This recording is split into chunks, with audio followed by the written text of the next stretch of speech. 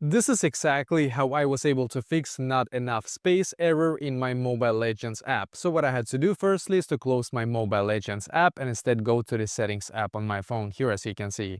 Then scroll down and click on general and then click on my iPhone storage right here, as you can see. So you can see that my storage right here is almost full. And by the way, if you have an Android, go to your Android storage instead, of course.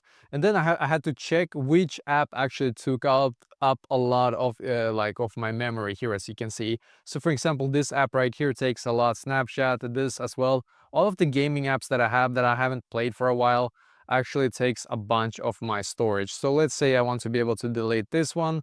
Just click on hold, delete, as you can see.